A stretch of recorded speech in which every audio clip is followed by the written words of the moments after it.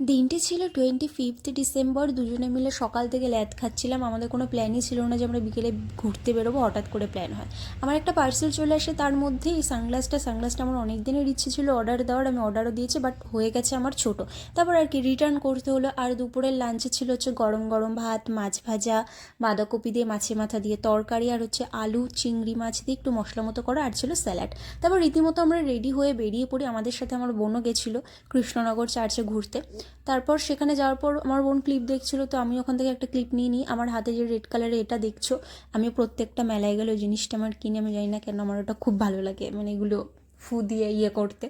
যাই হোক, অনেকটা ঘোরাঘুরি করার পর আমরা অনেক কিছু খাওয়া দাওয়া করি। আর খেয়েছিলাম হচ্ছে পাঁশকুড়ার চপ।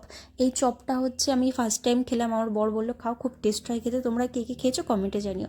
তারপর আমরা খাওয়া দাওয়া করলাম হচ্ছে চাটনি ফুচকাটাও খেতে বেশ ভালো ছিল। তারপর ওরা দুজন হচ্ছে ঘুগনি খাচ্ছিল, আমি ওদের ওখান থেকে একটুখানি নিয়ে খেলাম, কারণ আমার ঘুগনিটা খুব একটা ভালো লাগে না খেতে।